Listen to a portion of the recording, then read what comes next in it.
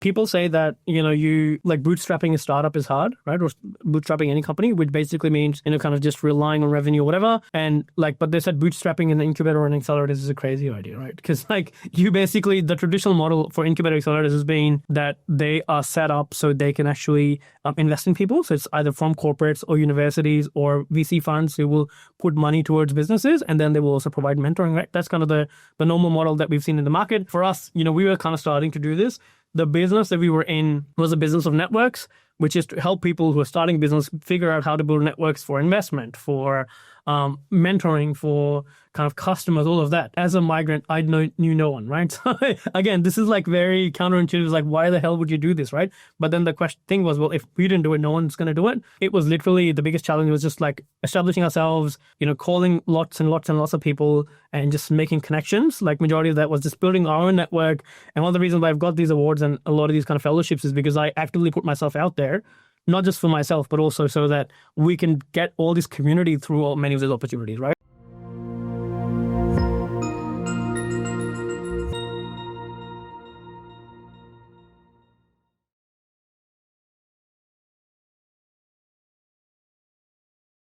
Nelson Mandela said, "There is no passion to be found playing small, in settling for a life that is less than the one you are capable of living." Today, we are joined by a visionary entrepreneur and impact leader, Usman Iftikhar, co-founder of Catalysr. Through Catalysr, he's helped hundreds of high-performing migrant and refugee entrepreneurs known as Migrapreneurs turn their ideas into thriving businesses and social enterprises. Usman's list of awards is long. He was Commonwealth Young Person of the Year 2018 amongst 1.4 billion young people living in 53 Commonwealth nations. 2019 Obama Leader for the Asia Pacific in 2019. 40 under 40 Most Influential Asian Australian Leadership Award in 2020, Western Sydney Champion 2021, and many more. Usman is passionate about climate action, space tech, and impact investing. And his work has not only changed lives, but reshaped how we think about the power of entrepreneurship to create social change.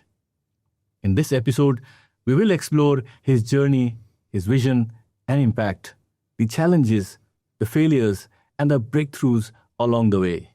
His advice for anyone young or old who want to create impact through business. Usman, welcome to the show. How are you? Thanks for having me. Thank you for having me. I am really good. Thank you.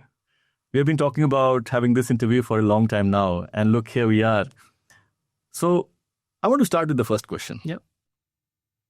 I went through your LinkedIn, and you have got 13 awards and fellowships. You have got 5 Catalysr awards. So one of the questions I'm sure audience wants to know is, do you ever sleep? Well, I would say don't believe everything you read on the internet. But look, to be honest, I do sleep, but not as much as I would like to. And also, it's been one of those things where I've been really lucky and privileged to be able to get many of those awards and recognitions. But as you know, at the end of the day, it's not me that is the only one kind of doing this work. There's so many people behind the scenes, team members, mentors, other people that always drive any organization, any business. And so I sometimes get recognized for stuff because I'm the kind of front face of Catalysr or some of the other organizations. But there are so many people that are behind the scene that are really doing the hard work. And when we're chatting right now, I'm sure there are other people that right now that are working behind the scenes to do work that we're doing at Catalysr. So I feel extremely privileged to be in this position. But at the same time, I know that it's not my credit that I've done all this work. And I'm the only one that I guess is responsible for it. There's just so many other people that have really chipped in and helped build to Catalysr and all the other work that I've done to where it is as well. Amazing. Usman, let's start from your initial days. Let's start from your childhood. And what changed you as a person? What built your mindset? And what made you what you are today? It's a really good question. And it's very easy, to kind of connect the dots looking backwards and, kind of think about, oh yeah, this happened, which led to this and then this. But I don't at the time, none of those things make sense because, you're doing one step at a time and eventually it evolves into, I guess, anyone's journey. But for me, I guess the earliest memory that I have of kind of doing anything in entrepreneurship, social entrepreneurship, this kind of area is, it wasn't even entrepreneurship, but it was like this idea that I guess got in touch with this was through an organization called ISEC, which was an organization that I was involved in when I was in Pakistan. So coming from Pakistan and going to university there, I went to an engineering university in college. And as you know, in many engineering universities, most of the people just study and just are really focused on, doing a lot of hard physics and maths questions. But I was involved with a bunch of different clubs and societies and organizations within there. And so one of the ones that I was involved in, ISEC, which actually didn't even exist in my university. It was actually in another university in a kind of sister city close to our university. And so I got the opportunity to actually go on exchange for the first time for a summer to Indonesia. That was my kind of first international experience, to work with different cultures, understand, what kind of different ideas are. Then I also spent a summer afterwards in Russia, which is another interesting story, and, explored what entrepreneurship looks like, worked in Siberia for entrepreneurship education and ideas, which, this is back in 2011, so a long time ago now. And again, those are some of the kind of formative things that helped me really think about entrepreneurship. I've been involved in, even within uni, I was involved in the Dramatics Club. So it was called CDES, a Cultural Dramatic Entertainment Society. So we used to run this big drama and music festivals across the country, and just bring people to our university because it was in a small town. And that also was an opportunity to organize stuff, do logistics, plan everything, do the actual performances as well, which was really good to actually learn from, learn how to speak, learn how to perform, learn how to kind of work with different people and really just get to know people from different parts of Pakistan. And so both through ISEC, but also through my university back in the day, really helped shape some of the thinking that I had. And then there's an element of social enterprise, or I guess social purpose, which has come from family and parents. And you might have kind of already looked at this, but my family is a family of doctors. Both of my parents are doctors. My wife is a doctor. It's kind of a running theme in the family. And we were based in this city called Abbottabad back in, I'd say 2005, which is, when I was 15 years old, very young, and going through high school. And at the time, there was this big earthquake that happened. And actually, there's just a lot of people that were displaced, a lot of people that unfortunately lost their lives. And my parents, both being doctors, were kind of, stationed at the kind of closest hospital. My dad was in the army. My mum was a civilian doctor, but they're both kind of just, full-time working there day and night. And so as a kid and with all the other families, we were just there to just go and help other families that are coming in who are displaced, or people who are just, kind of trying to find their way, people trying to find clothes, food, everything. And there's a lot of donations coming from all over the country and just helping them kind of sort that out. And just even taking care of family and just basic stuff like that. And so that's kind of back in the day, when I was 15, that was, I guess, one of my first memories of doing something that was kind of social purpose related. And I didn't do it because I was it was the good thing to do. It was just this just made sense. And I think that compassion and that purpose comes from family, where you learn, how to kind of take care of people without necessarily expecting anything in return. And so I guess those are some of the things when I think about entrepreneurship, think about social entrepreneurship, think about, performance, speaking. It's come from all those kind of different, I guess, early childhood or early university experiences.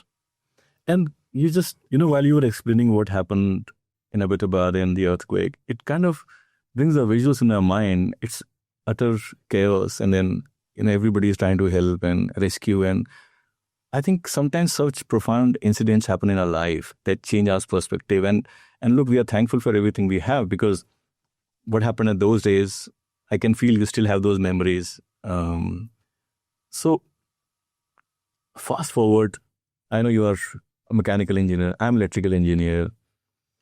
You came as a student. Why Australia? Great question. I would love to know your story as well, why you came to Australia as well. For me, so it's an interesting story because through ISEC, which is the organization that I mentioned, I did some exchange. And then I actually said, well, why don't we have this kind of organization in our university? And so again, this is the entrepreneurial bug in the early days. And that was kind of my first technical, I guess, venture in that sense, that I started a chapter of that organization in my university back in kind of 2010, 2011. And really, just established that as a proper entity by 2012 when I was kind of graduating, and then kind of handed over to other people to run it. And now I think it's still been running. And there's a lot of people that have gone on exchange and been involved in that.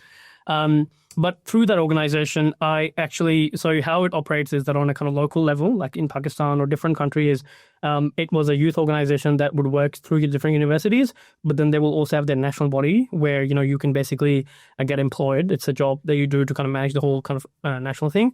And so I actually got a job for ISEC in South Africa. This was, I know it's a very random direction, right? After university, after doing my engineering degree, and I was going to apply, or I applied for a visa to South Africa, and like what happens to people from our part of the world, most of the time, your visa get rejected, right? So my visa got rejected 3 times, and that was a kind of intra-company transfer visa. It wasn't even like, a visit visa or like something else, but my work visa was just getting rejected, so I didn't really have an option. I initially planned, which I guess a lot of engineers back in Pakistan, like 15 years ago, used to do, was work in the industry in engineering for a little while or something else, and then do an MBA, and then kind of get into a corporate career. But obviously for most of the people that was going to go into the US, that was kind of the North Star.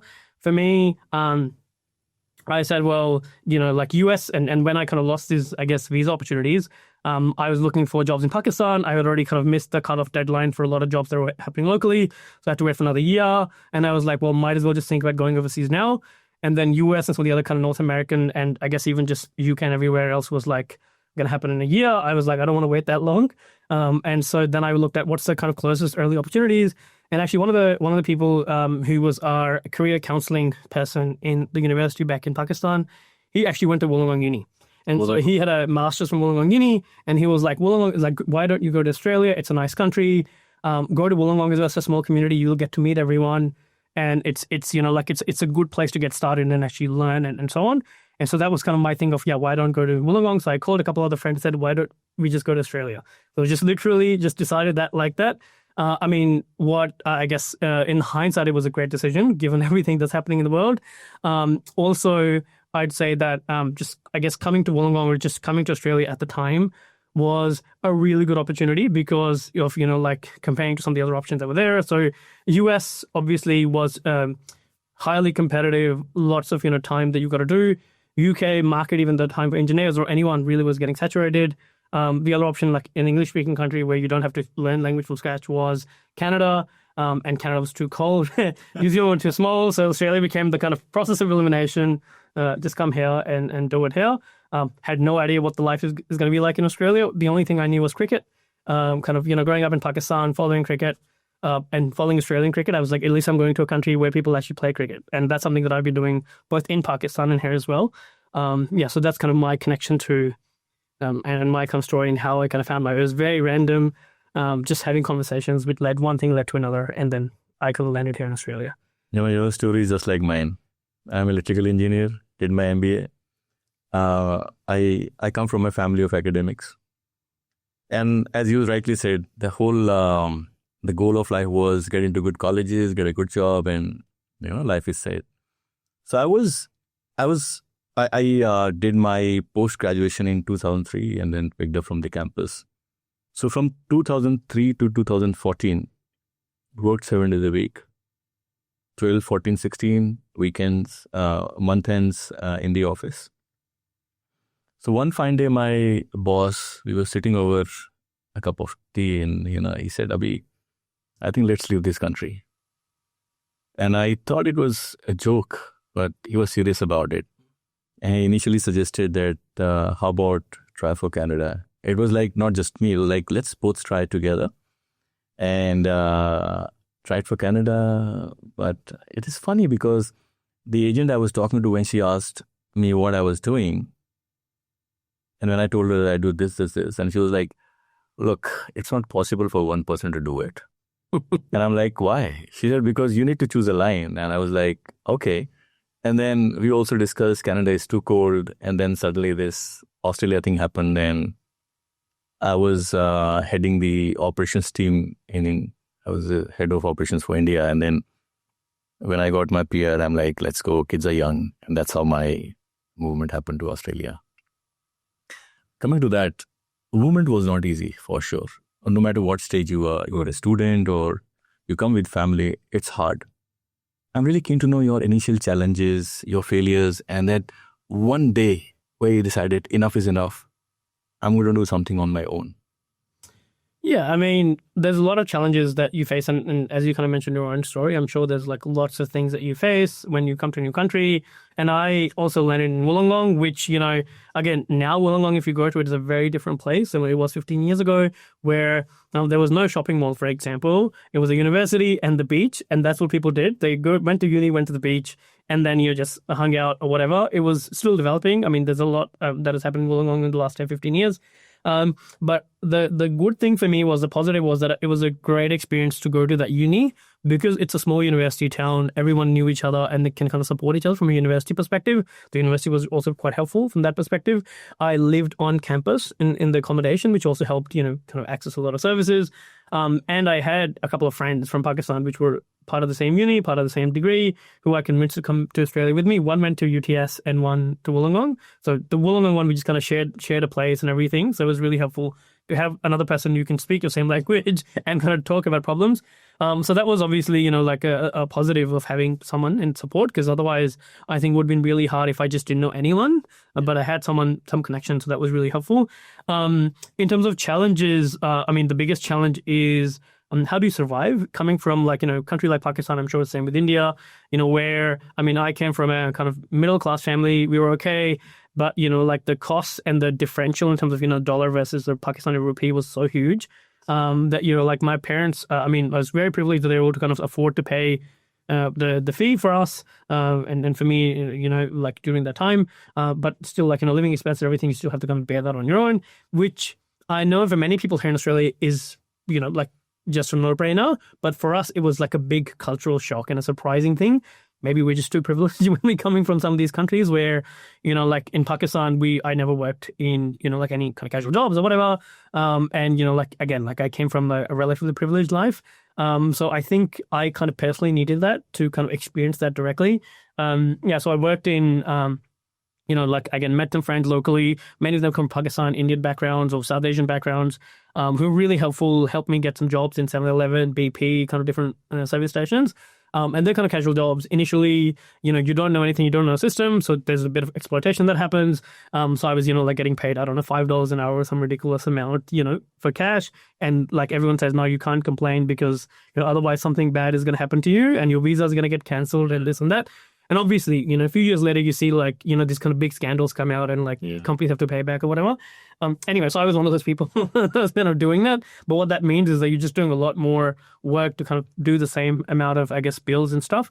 Then I got lucky. One thing led to another, that I got a job which was actually paying me on a TFN, right? And again, I know that sounds such a simple, basic thing, but that just made a difference because the rate from $5 to $15, $20, we can make a huge difference on that, on how many kind of hours you can work. Yeah. But it's still a casual job, right? And I was like, okay, that's fine. When you go through university, you've got to just, pay the bills, do what you have to do. But then after you finish, then, your expectation is, okay, I've done a bachelor's, I've done a master's here. I've got some experience over in Pakistan. I've got some experience there. I did a bunch of internships there. So it should be relatively easy to get a job. And I was very wrong. So I applied for, I'd say, thousands of jobs. And never got an interview. So no one called me and said, hey, do you want to come in, have a chat, whatever. Why that is, I don't know. I definitely learned how to write a CV, and, spoke to all the people at Wollongong Uni and career office, which were really amazing. Spoke to other people, again, had some internships. The problem was people who were looking for people here, they wanted someone to have local experience. Obviously, PR was a big thing, that they wanted people to have PR. And then for many people, they also wanted them to, just kind of know the system, which is really hard because it's like a vicious cycle. If you don't have a job, that means you don't have an experience. And to get a job, you need experience and to kind of go in this cycle. And so, yes, I was stuck there really. And then your question about what is that one moment where I decided, enough is enough. So I was working in BP and I still remember this because I was this is probably I was doing one of those night shifts, which is really boring. There's not much happening. There's a few kind of truckies coming in and, getting their coffee or whatever. And normally what happens in a night shift like that is you have all this delivery come in and you've got to restack the different shelves and stuff. And my mind was going in very random and very weird places. For example, I was thinking about, why don't we, I was looking at different kind of foods. I was looking at, for example, cat food and dog food and things like that. And I was like, well, us like this where we'll literally kill one animal, like chicken or whatever, package it for another animal, whereas in the kind of natural food system, you would just automatically have access to it. And then I was like, well, hang on. It's not what I'm thinking. It's like, why I'm thinking is because I'm just too bored. And the kind of work that I'm doing has anything to do with like what I'm skilled and trained for, right?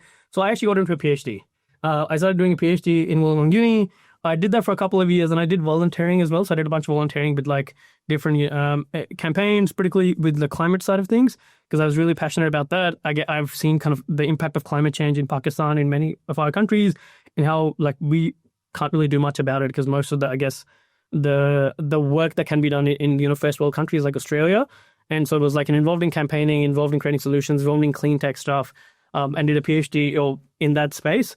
Did that for a couple of years and decided, look, PhD is not for me because I loved doing the research, hated writing. You talked about like that focus bit and pick a line. I found it really hard to just pick one topic and just do a full research topic on that. And so then I decided, look, it's better for me to become an entrepreneur. And then I kind of went in that journey. But yeah, lots of challenges, lots of interesting insights and learnings. But it was, what I would say, it was a lot of fun. Just because, when I think about it right now, at the time it was really painful. But I'm really glad that I did it because that helped build my resilience, my character, and helped me kind of learn about Australia in a way that I otherwise wouldn't. Like working in the service station, any of these kind of, casual jobs really helps you connect with everyone. And so you get to understand the culture, you understand the people, you understand the language. So that I think that's like a really big bonus and a plus that I had. And look, you're doing all this while I've been told and I've learned from a couple of your podcasts is you are an introvert. Yeah. Doesn't look like you are an introvert. And the same thing applies here as well. So you always find that segue or some conduit where you have to open up, right? For you, I believe because you have been very active in various groups and always being at the ground level executing, I think that could have been one of the reasons why it shaped you as a person who loves to talk, who loves to learn. And obviously what made you, probably that is something which is reflected in your company as well. Did you ever plan you are going to get so many awards, or how did that happen? You are too young to get so many awards. It looks like every quarter you have got some things, and these are not the awards that you just get off the shelf. They need a lot of commitment, hard work, visibility.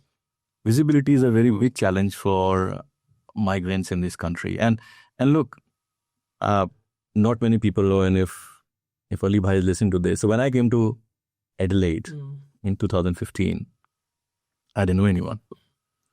I came across the gentleman Syed Ali from Pakistan, and somehow we gelled, and he could relate with my story and said, Abhi, I'm going to give you an opportunity. He took me to his office, even got me interviewed. And he was kind enough to, to expedite that journey for me. Otherwise, leave it to on your own. There's a lot of discovery that needs to be done, and that wastes a lot of time. Because of you coming as a student, you were exposed to many more people who were in the similar boat or who were there guiding you, mentoring you, giving an opportunity. What do you think we need a mentor? Is very important to get a mentor, especially for the migrants. I feel I miss that. And barring Ali Bhai, I think I had a challenge. People are just too busy. Do you think it's very important? And probably that is what you're trying to do. Yeah, I think it's such a great question because I don't think it has anything to do with migration. I think we all need a mentor, probably multiple different people over years and over a lifetime. And that, like, after working in this space and doing this work for a long time, that's kind of been the biggest learning that I've had, which is I actually had a mentor and she told me this. She was like, there's only two ways that you can learn something new. One is to read it in a book, or two is to speak to someone who has that knowledge, right? So obviously, like as engineers, we like to read and do research and things like that, which is great. So I was definitely doing that part of it. And I think I've done more of that over the years. But there's just so much knowledge that people have, wisdom that people have that you just can't get without having a mentor or mentoring. And so a mentor, often when people think about it, they think that there's like this formal person, you meet with them once a whatever time frame, and then, like they give you notes and you take action. It's a very specific way of thinking about it.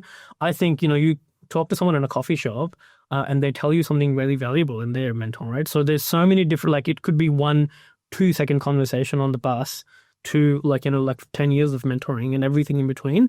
So I feel like there's so many mentors that have shaped us without us even recognizing. So you mentioned Ali Bhai, right? For example, for me, I had Imran Bhai, which is like same in Wollongong, who was one of these guys that would give everyone an opportunity to kind of even find this kind of local jobs in BP and 7-Eleven, which again sounds easy to have some of those jobs, but like once you are completely new to the country, you don't know anyone, you don't know anything. So just getting that first opportunity is super hard. And so there's a lot of these people that I've had in my life throughout, whether I was at uni, whether I was kind of part of the Dramatic Society, whether I was part of ISEC, but like in every single way, in Catalysr, where there's always been a few key people that have kind of turned to and asked questions. I think the point that you mentioned about introversion, I'm definitely like a big introvert, which I know it sounds ridiculous when I say it like this, right? But it's just taken a lot of practice and a lot of training to be able to speak to people, to do networking, which is not natural to me. So if I can stay at home, read a book, do something by my own, I can do that for 12 kind of months a year. But then if I have to go to a networking event, I'm just going to be super tired like for the next week. So there's still a big difference, but like how I show up and how I kind of contribute, it's still, that's a big learned behavior because you have to, particularly in the entrepreneurship world that you're kind of involved in. And I mean, generally, right? So I think that's something that I've learned from mentors, like being able to kind of connect with people. But I think the biggest thing that I've learned is how do you give to someone without expecting anything in return? Because I've had so many mentors who've given a lot to me without expecting a return, financial or otherwise. And so I think with Catalysr or any of the kind of work that I'm doing, always my thinking is how can I give without expecting anything in return? If something comes back, great. And actually, most of the times, things go around, you get this good karma and things come back. But that's not the intention and that's not the motivation. And so like my whole mission and my whole goal is to help people because I've been helped by so many people and I wouldn't do anything without kind of their support. Both within like the work we do, but also from a kind of general perspective of just having mentors. So I think the mentors are really critical. And getting a mentor, if you get someone formal and official, great. But even if you don't, just having your friends can be your mentors. I've got so many friends, alumni from the same uni in Pakistan or here, who I've spoken to who, have given me advice on so many different things, have often stopped me from making really stupid decisions, have often helped me from making good decisions, helped me make good decisions as well. And I think I would have otherwise been indecisive or would have done stuff, continue. Like, for example, I'll give you the PhD thing, right? I was doing PhD for a couple of years. I love doing research, love doing reading, but wasn't happy with it because I was like, well, what's the impact of doing this research? Is it actually going to go anywhere? Am I just wasting my time? I'm going to publish this thing and it's going to go in the bin. No one's going to use it, right? And it's not true. Obviously, there could be different utilities for research. But for me, I had that feeling, particularly because I was working in and doing energy policy research and looking at climate action and climate policy. And there was this big research that was published which showed that the correlation between actually energy policy being made and energy policy research was 0%. So this is back in, like 2017, a long time ago now. But still, like, there was like, there's a big difference between how policy is being made, which we know is through like politics versus kind of science and economics and everything. And so those things play a role, but it's a part of it, not the full whole. So anyway, the kind of key thing is that for me, having those mentors is really important because one of my friends basically said, hey, like, if you like, are you happy with this? And I was like, I wasn't happy with this. And they're like, just leave it and stop doing it. And I think you mentioned Ali Bhai, but you also mentioned another person who actually helped you move to Australia, right? So I'm kind of curious on your journey as well. And like, I mean, I think that person was a mentor to you because they helped you make this big shift in life. And he is still my mentor. Can you imagine my boss being a mentor? And so we both sing. We both are singers, and that kind of, we have mutual admiration. And the thing is, and you might relate to this, we spend our childhood studying. We want to be good in studies because we have to get into, top universities. When you get there, you realize you're even busier because you barely sleep. Everybody's good out there. And then there's this, attempt to get into the day zero, day one kind of companies.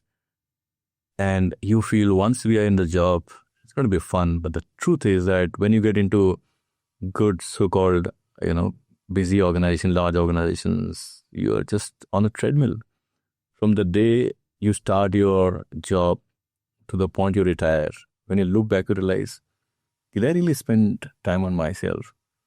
So we kind of almost got, nostalgic, philosophical, and we were, looking back into the yesteryears. And he said, Avi, let's move. And that's how it all started. And I'm glad I did it because that taught me a lot of things about life. You get some time to introspect and think about what are the possibilities and what is the potential. And obviously you are then, as you move on the way, you come across fantastic people who are like, and look, we are all struggling. So when we help each other, that kind of brings us closer. So it happened. It looks like a dream, and it's been 10 years now for me. And coming to cricket, are you batsman, bowler, all-rounder? Do you still play? I still play. I have had some health issues recently, so I haven't played too much recently, but I love cricket, and I will define what love is. So I used to play, like the gully cricket equivalent. I played in a school team in Pakistan. I played from a university team. I played here in like T20 competitions in Australia, grade cricket, everything. I played cricket on PlayStation. I played cricket on VR. I watched all the different matches, like wake up at like middle of the night to watch like World Cup games, those kind of things. So like when I say I love cricket, I genuinely mean it. Yeah.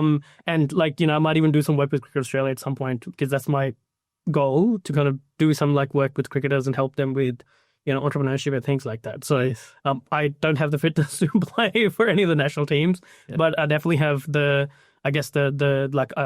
really love the game. And actually that was kind of my first career of choice back in Pakistan. I wanted to become a cricketer. Like it was my first thing. And then my parents were like, no, you should become a doctor. And then somehow I became an engineer, which is another story. But I'm glad that I didn't become a cricketer because in Pakistan, it's a whole different situation. If you want to kind of play for national team or whatever, it's not kind of the same pathway that we have here, right? So, but yeah, I love cricket, and I love playing. And I'm a left-handed person, so I am a left-handed batsman. I also do kind of this unorthodox bowling, so it's like left arm, the leg spin. Used to be called Chinaman. I don't know if that's probably a derogatory term or whatever, but it was like, so just basically like left cam equivalent of leg spin, which is kind of like off spin for regular people. And then just as I said, I love cricket and just played and watched and done all sorts of things in cricket. So we are a cricketing family. I've got two kids and both are into cricket. Awesome. Obviously, the pathway is club cricket, then reps cricket, and then green shield. So at our place, it's all about cricket. TV is all about cricket. So we love watching the matches, and it's such a fantastic game. And my last guest was actually, he's a director of Sydney Cricket Club, and we talked a lot about how cricket, team building, mindset, learning to deal with failures. And look, we touch upon the mindset for youngsters because in the age of AI, there's a lot they need to learn and start preparing right now. But I'm really keen to know, that just trying to understand, you decided to quit your job. Now suddenly you wake up and there's nothing else to do. From that point to the next 3 months, what all happened? What is the story of Catalysr?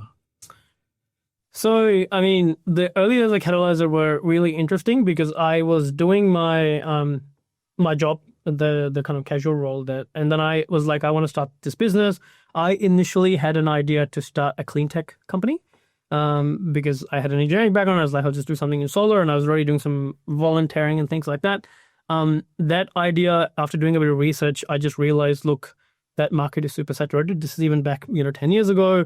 Because my idea was I had no business experience, I had no knowledge, and as the more I researched, the more I realized, I can't compete with China and like kind of the prices they're doing with solar and whatnot.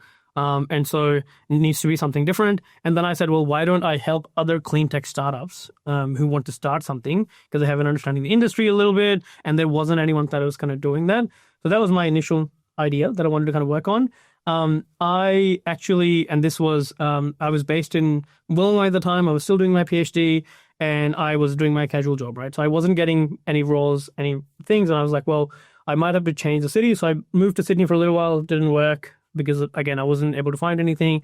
So then I moved to Melbourne, and then was kind of, living there for a little while, like probably around 6 months, and just trying to find all these different things. And in the meantime, what I also did was I saw this opportunity actually here in Parramatta. There was a program called SSEs, as a School for Social Entrepreneurs, which is a UK body. They had their Australian chapter. This is, they don't run it anymore, but they had a program going which is called City Youth Launchpad, I think. But it was in partnership with City Bank, and it was helping young people who had an idea to start something in social impact or environment or whatever. So it was an incubator for a couple of months. And I applied for it, not thinking anything of it. This is, in 2015. And then I moved to Melbourne because I didn't hear from them, and they wanted you to be living in Parramatta and kind of be part of it. And I mean, they probably already know about this, but if they don't, they'll find out. So anyway, I moved to Melbourne. Their criteria was you have to be Parramatta based. And so, they did an interview like 3-4 months later, and then I got into the program. I was one of the 15, 16 people living in the program nationally. And I was like, well, shit, I am not living in Parramatta, and I'm not going to tell them because I don't have any other opportunities, because I had no job in Melbourne either. I was just doing some casual work there too. And so I basically flew in, and they had these sessions like once a month for 2-3 days. So I flew in every month, do the sessions in kind of Parramatta, then go back, come back in, do that, whatever. That's where I actually met my co-founder as well, Jake, who was kind of local here in Parramatta. And as I tried to validate my idea, what I realized with the clean tech kind of incubator accelerator model, there was another organization called Energy Lab that was just being set up. And so I was like, well, they're already doing it. And one of their founders already had an exit from a big clean tech company called Sungevity. They had some support from California and like all sorts of different things, right? So I was like, these guys are already ahead. There's no point in me kind of trying to compete with them. They're already doing this thing, right? I just need to come up with something different. I literally wrote like some ideas and plan, sent it to them in an email and said, good luck. I really like what you guys are doing. Please do it. So they called me up and they were like, hey, thank you for sharing that. Do you want to work with us? And so I got a role to help manage like the co-working space. This was in like next to UTS. I was employee number 1 for Energy Lab, helping run hackathons, helping run this kind of things. Again, I had no idea how to do it, but they were really nice. They knew that I obviously had an engineering background. I was doing a PhD at the time, kind of part-time in climate and clean tech. And so it all kind of came together. I was doing a lot of that work and still thinking in the back of my mind that I need to start a business and something that I'm passionate about. And I still remember, coming back to your mentoring question, one of my mentors that was a part of that program told me why, like, you should solve a problem with your business, right? You don't just create another app, don't just create another business. And for me, I was thinking, what's the problem I want to solve? What's the problem I want to solve? And ultimately, I kind of came back to this, my own personal realization that there's so many immigrants that are coming here who are from different cultures, different backgrounds, who are unemployed or mostly underemployed. And unemployed people still find some opportunities, but if you're underemployed and you're not really living to your potential, there's just a huge gap for you. And then I did some research and found that there were 60% of the people at the time, 60 to 65, were either unemployed or underemployed in Australia in the first 5 years of being here, right? And I was like, and this is obviously 10 years ago. I don't think the stats would have changed too much right now, to be honest. But that was a huge thing, right? And then I tried to understand why those reasons were there beyond just like my own personal journey. And the issue was, you don't have local work experience. Sometimes you don't have local education. Language can be a barrier for people, all sorts of different things, right?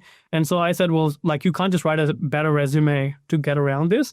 You literally have to go around the system to do something. And I was like, well, I'm in an incubator learning how to start a business. I'm working with an incubator, which is helping clean tech businesses. Why don't I start something like this for migrant community, right? And then I did some research and found that there was nothing like that in the world. So, and that was, to me, it was a surprising thing. I was like, hang on, I'm sure someone else would have done it by now. And there was nothing like that. This is, again, back in 2015, 2016. And so I decided, well, if no one else is doing it, why don't we just try it out and see what happens? And so my co-founder, whose story is also quite interesting, he was an accountant from Australia. He was born and bred in Australia. He was from Western Sydney. He actually did the opposite migration journey. So he went to Bangladesh, and he did some work with Muhammad Yunus's Yunus Center in microfinance. And then he was back in Australia and tried to do some, work in supporting local communities. He had some relationship with migrant communities and Migrant Resource Center here. And so through him, I got to know about this co-working space called Collaboratory, which is on Phillip Street, or used to be on Phillip Street. So we got a free space from them. We partnered with the Migrant Resource Center, and we said, let's just organize and do a program for 10 people, right? Let's just do a pilot, see what happens. And if it works, something more. And so we did the program for 10 people. This is back in 2016. And I literally kind of flew in from Melbourne to come in and run program here. And then it worked. And out of the 10 people, 3 of them started a business. and we had no idea what we were doing, right? So we were just very, very new at this stuff. But to me, that I got a lot of confidence that like if this works when we don't know what we're doing, what if we actually spend our time and money and effort into it? Surely we can support a lot of people. And so that's how kind of Catalysr started. And we're coming up to 10 years now, actually, next year, which is really exciting. And yeah, it's been a big privilege to be kind of doing this work. So, what were the biggest challenges you had starting this off the ground? Good question. I mean, I think there's some challenges that were there in the beginning. Some are still ongoing. The biggest challenge was, I would say, people say that, you like bootstrapping a startup is hard, right? Or bootstrapping any company, which basically means, kind of just relying on revenue or whatever. And but they said bootstrapping an incubator and accelerators is a crazy idea, right? Because you basically, the traditional model for incubator accelerators has been that they are set up so they can actually invest in people. So it's either from corporates or universities or VC funds who will put money towards businesses, and then they will also provide mentoring, right? That's kind of the normal model that we've seen in the market. Whereas for us, we were kind of starting to do this. The business that we were in was a business of networks, which is to help people who are starting business figure out how to build networks for investment, for mentoring, for kind of customers, all of that.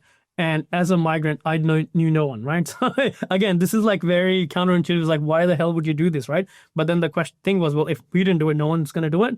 And so it was literally the biggest challenge was just establishing ourselves, calling lots and lots and lots of people and just making connections. Majority of that was just building our own network.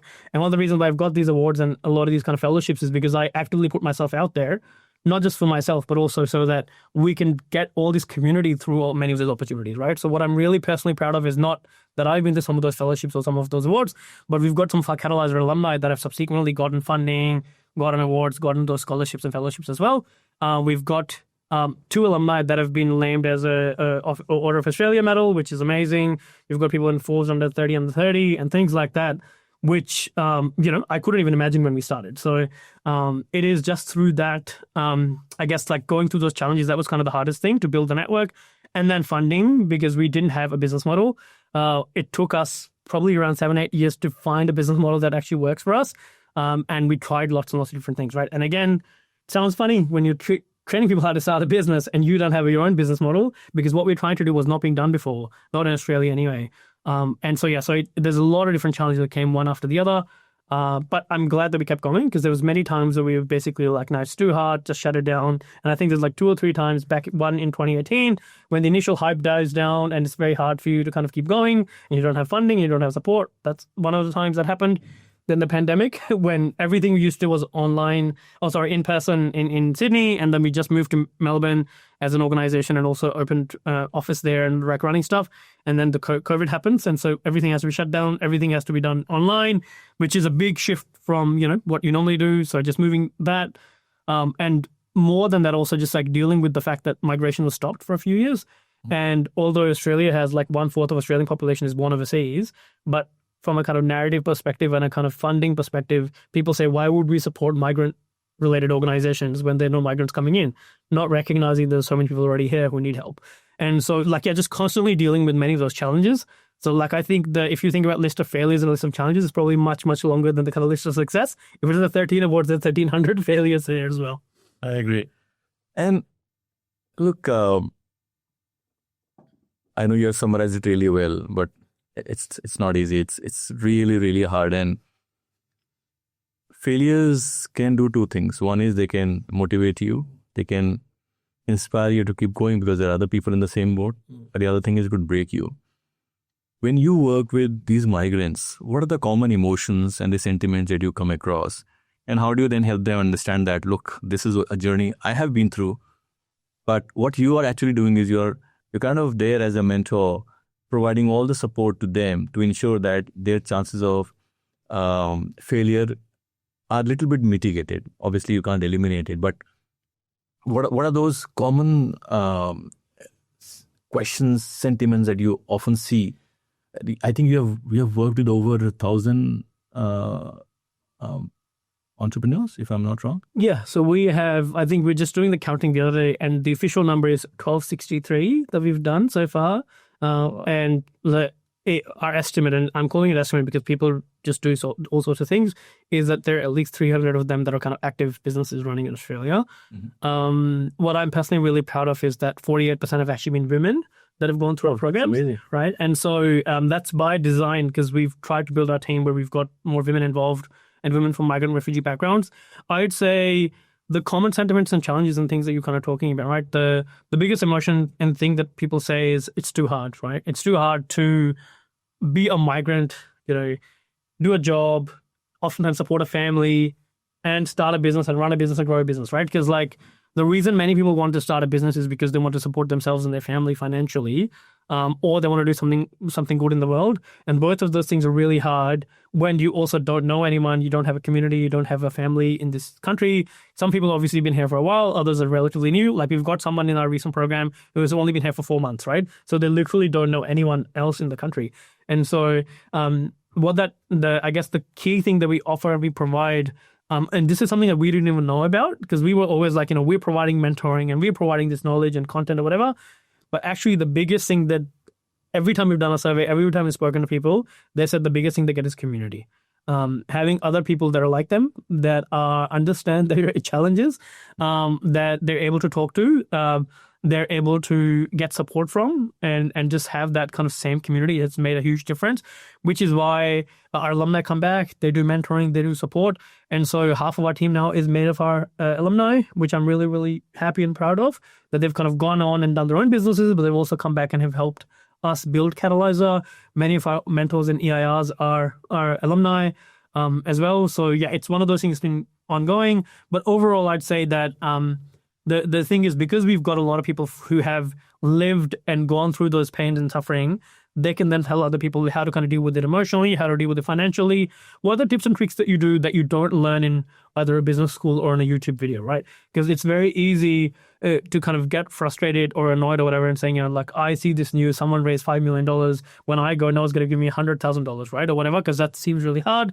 And so obviously there's bias, there's prejudice, all those types of things, but sometimes there's also, you just don't know the right people, right? You don't know how to kind of pitch in this country, or how to work on your idea to get to a point where you can actually get funding. So those kind of specific things that we can help with, but there's an emotional element to it, and then there's a kind of logical kind of work element to it.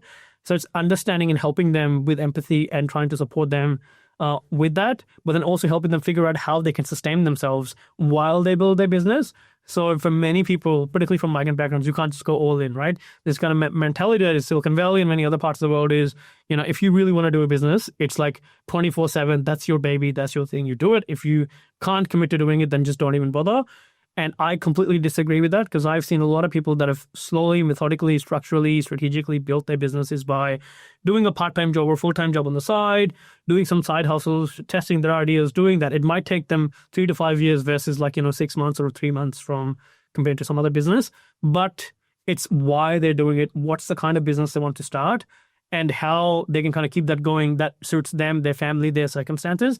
So once they see other businesses like that, and they know they don't have to all grow really crazy. I mean, some of them can grow and some of them do grow. Like we've got companies that have scaled it internationally. We've got companies that have raised millions of dollars, but we've also got those that have had 3 employees and that are happy to make decent revenue with 3 employees for 5 years, right? And so it is just really understanding that you can have many of these different pathways, and then seeing people who have actually gone on those pathways before, who can help you and guide you, and then the community that surrounds you and helps you in different stuff, right? So people sometimes has faced domestic violence situations or visa problems, these kind of things that in a normal accelerator or a normal, I guess, program organization, people either don't deal with, or, they just say, that's not our problem, go take that somewhere else. What we try to do is we try to help people as people, because we do know that for many of them, they don't know anyone else in the country. And so I'm generally using that word we, because it's not just me or the Catalysr team. It's also other alumni, other mentors, other people that kind of chip in and help out. And that's been the biggest thing, right? It's like, I wouldn't be able to do any of this stuff without the support of those mentors, without the support of those alumni and people that have kind of come in and helped the next kind of generation of people. And so the biggest value that people get is that community. They're coming back to that same point again and again. So you started as an individual, you found Jake. Between 10 years, now how many people are helping you, working with you? How big is the team? It's a very small team still. So we have 3 people, including myself. and part of the core team. So it's me and Shelby. She's actually one of our alumni, and she's our ops manager. We've got Sharik, who is currently our kind of community/marketing person. There's kind of like three of us who are kind of doing stuff all the time.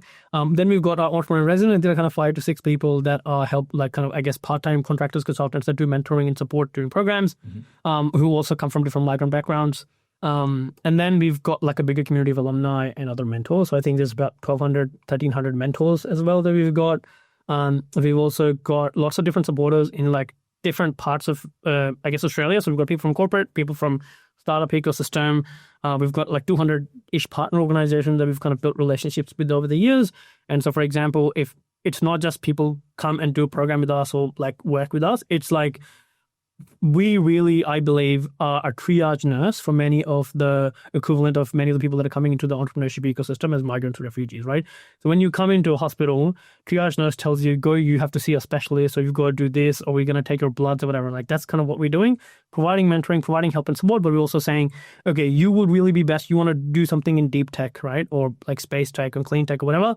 Go to CSRO's, this program, right? You want to raise capital, go speak to this VC, and having those personal connections and networks that we've built over the years mean that we can make that direct introduction and connection with people.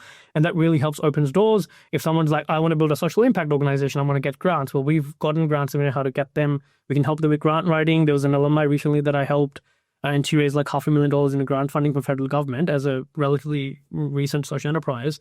And so there's a lot of these things where it's very case by case, but like the goal is, because we've built those networks, because we believe and we think that our business is a business of building networks, and we can never have enough networks, not just in Australia, but also internationally. And so the more people we meet, the more networks we make, the more we can help our community to kind of reach out and support and expand. And obviously it's a two-way street. Those people also benefit from our community as well, whether they, like from an investor perspective, they will see businesses that they can invest in.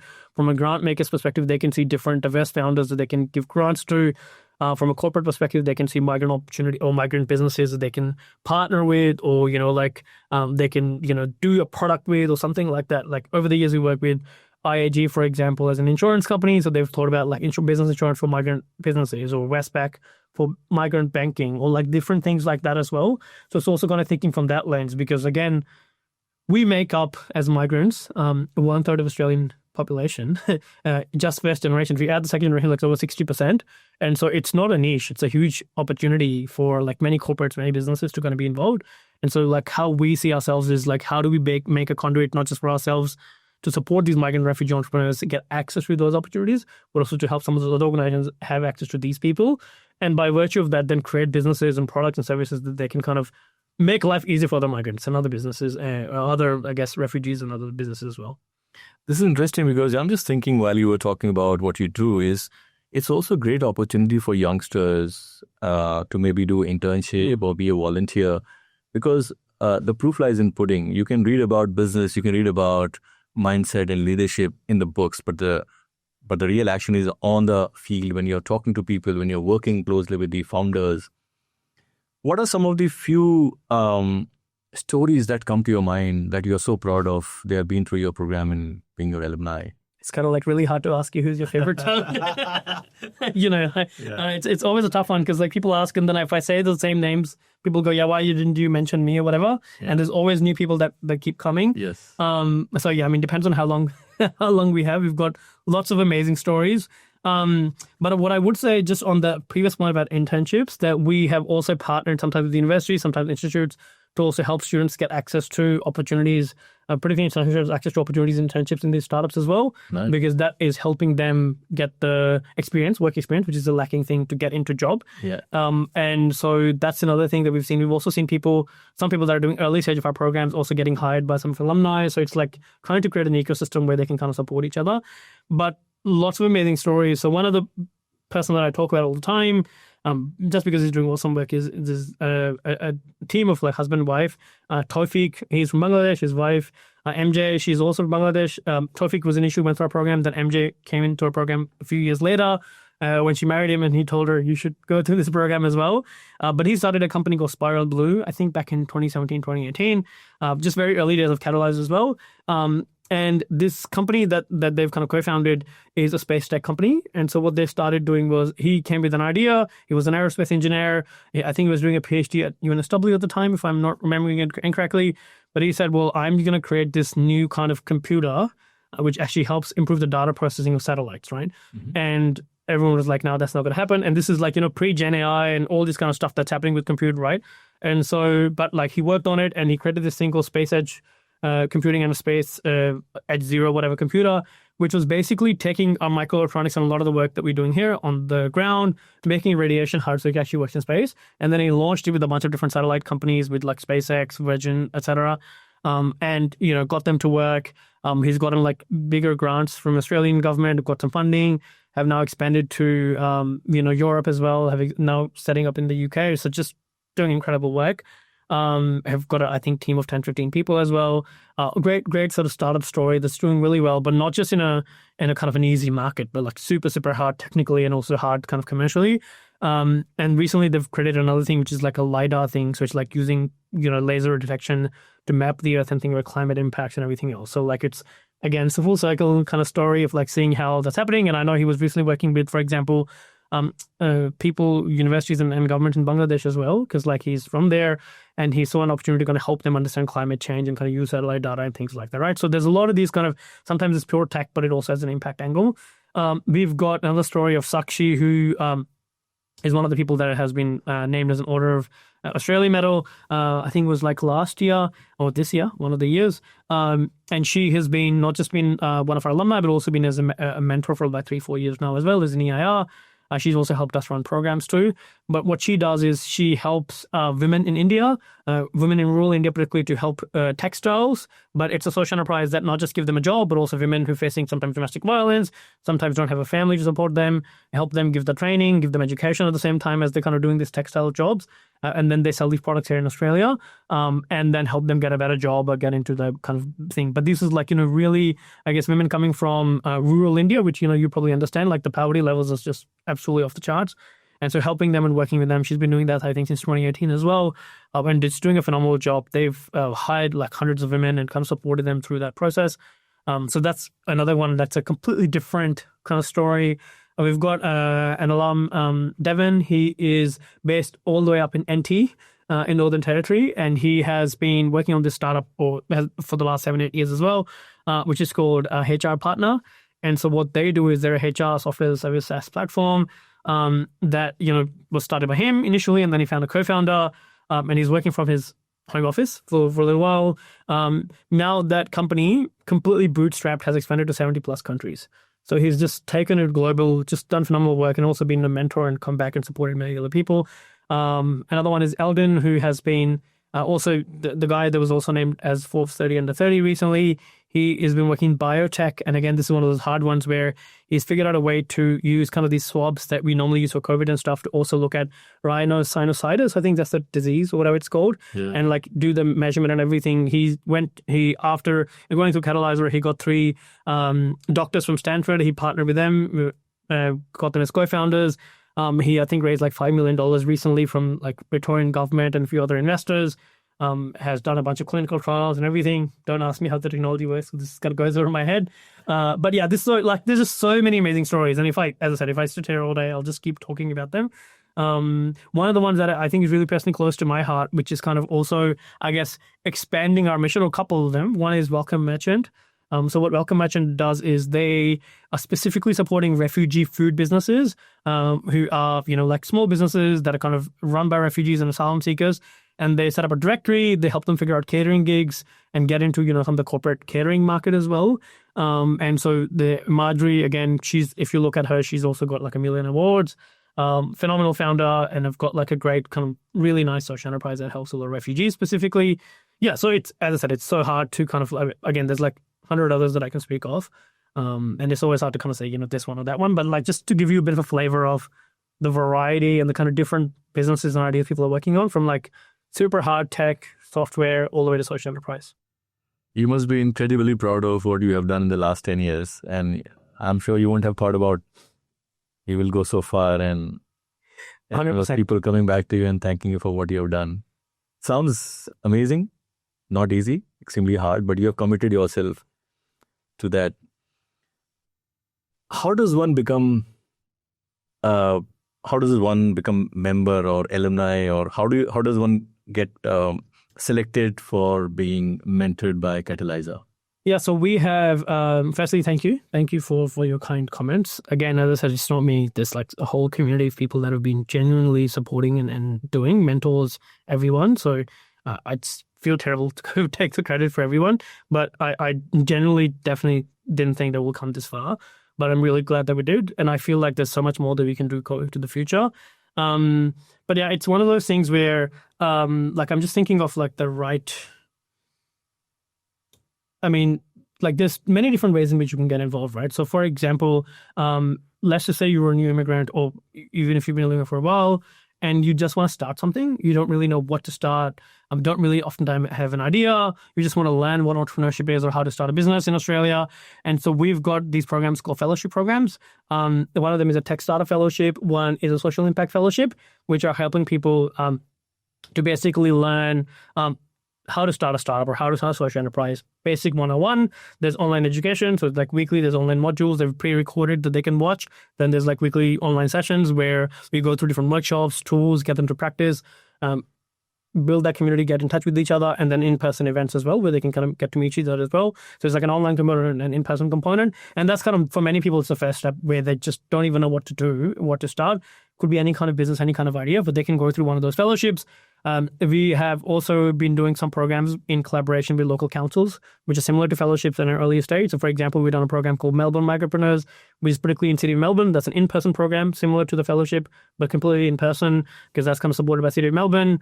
And we've done other programs like that for universities and so on as well. And so like that's something that we kind of continue to do more of, is like those in-person programs, just to kind of get more people involved at that early stage. So if anyone's kind of based in Melbourne, for example, or generally anywhere in Australia and wants to do these programs, the fellowship is where you'd start. Then we've also got our Accelerate program. Accelerate is when you already have an early stage product, you might have some traction, might have some revenue, but now you're really looking to grow and scale that. So it's more about how can mentors help you to actually grow and scale. So there is a bit of content, but it's more execution-related content rather than education content of how to start a business. And so that's where we get you to set some goals for what you want to achieve in the 3 months. It's a longer program. And then each week you get paired with a mentor and entrepreneur residence who helps kind of keep you accountable, ask you questions, and then through the different weeks, you hear stories from different alumni who come in and share what they've done. That's really practical stuff. And you basically work on your idea and you make progress until you get to the end where there's a demo day where you pitch what you've done, what you've achieved, what your next steps are, and how people can help. So sometimes help might mean raising investment or grant. Sometimes it might mean they're looking for a co-founder, or they're looking to, like get customers or whatever that might be, right? And so that is more execution-focused program, really for those that already started a business and then are looking to grow and scale. And then what we've recently been doing is also been kind of developing some services that we're able to kind of support people with. So currently, the focus has only been our, alumni. So some alumni, for example, that are needing marketing support beyond the program, which is, where we can help them in like marketing strategy, help them with execution as well, because we've got a couple of people as mentors who can come in and do that if they want to as contractors. We've also been helping them sometimes with fundraising, as I mentioned, the grant, or someone trying to raise venture capital and things like that. One of the things we want to do in the future is also set up an early stage fund so we can start investing in some of these businesses as well ourselves, because we've sent them to other people who've invested. And we feel like, if we also have our skin in the game, that we can support them even more, like on an ongoing basis.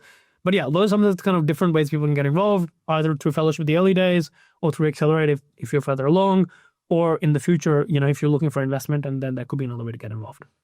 So this is interesting because obviously there's a pathway to this, but I'm confident you also must be hit by multiple emails saying, I have this great idea and I want you to, mentor me. Or how do you then filter out what is noise and what is music? How do you then take that decision?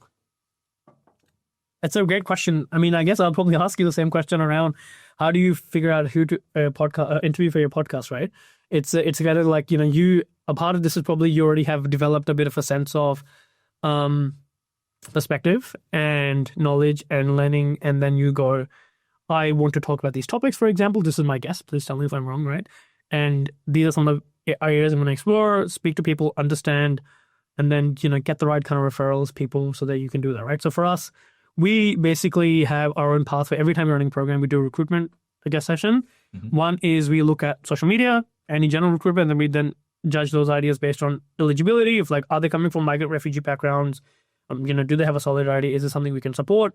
The eligibility is relatively easier for fellowships because that's when people are earlier stage. So we know that ideas will change. It's more about the people and why they want to do it. When it's accelerated program, then they're already coming in with an idea. So it's like we're scrutinizing the idea a bit more. And then, like half of our applications come through either referrals from our alumni or through referral from some of these partner organizations who say, I've seen this person or I know this person who would be a really good fit for Catalysr. And so in the early days, we didn't have that. But now that we've been running for a while, that's where a lot of people come in and find us as well. So we're a small team. We don't have a big marketing budget. So, like we're not doing billboards or anything. So a lot of people still find us through those referrals and direct introductions. And then through that, we'll basically, like oftentimes that's a signal of quality rather than noise. But, it depends on people as well. What I would say is I do definitely get reached out by a lot of people who are, in the ecosystem generally. Like I go to an event or, people reach out on LinkedIn or whatever. And personally, I try as much as possible to speak with everyone where I can, as long as I feel like, there's something I can do to help. And like sometimes it's a message, sometimes it's like a calendar kind of thing, just jumping on a Zoom call or whatever. Just try to see if I can help them in some way, shape or form. Many of them won't be the right fit for Catalysr, and that's fine because they're too further along or, they might not be a migrant or whatever. But because we are in this business of networks, we can tell them, okay, you can go to this place, go do that, whatever. And even those 3-4 things can really help them kind of find out what their next step is. And if I don't have capacity at a particular point in time, I'll tell them, look, I don't have capacity, but we can kind of catch up later or whatever. But I try to, as much as possible, like meet with as many people as possible online or in person and just share something. Because again, like I have learned from so many mentors, so many different people who've given me advice without expecting anything in return. So I want to do the same thing for other people as much as humanly possible. That's great. To answer your question, how do I find my guest? Look, initial days, my focus was slightly different. I was focusing more on, how some of the top students think, how do they plan, what do they do? Was to reach out and spread the word that there are ways to improve. But on the journey, I realized that times are changing, and then suddenly this AI thing, became absolutely, it's news everywhere. It's on fire, and then I realized that. Left, right, center jobs are going. So you need to have people who have been through some tough scenarios, few journeys, and like you, the guest like you is that they are not basking the glory of what they've done. They are constantly thinking what next. So when you were referred, obviously I did research on you. I saw the news. I saw your photograph with Obama, and then obviously I know that you were awarded by Prince Harry, and it's not easy. You start at an age, you move to a new country, there's so much to share, there's so much to learn from you. So I think the whole idea is, if I put myself in the shoes of the audience, then obviously I realize, yes, you're the right person. And many guests don't even respond to my queries, but a lot of my guests, they just keep on recommending me. So I also get a few names, but obviously you want to make sure that whoever is coming is right fit for my audience, which is the youngsters. And that's how I now, since I started, I will tell you most of the guests are coming through references. And obviously, someone like you kind enough to respond, find time. We have been talking about it for a few months now. So that's how it happens. You also touched upon climate change, space tech. Let's talk a little bit about this before I move to my next, favorite section of my discussions. What do you want to know? Space tech. I'm curious about what's happening and how are you contributing there. Again, depends on how much time you have. I would start with a story because I think it's important, and especially for the younger audience and people, right? Because it's kind of similar to the Catalysr journey, but slightly different.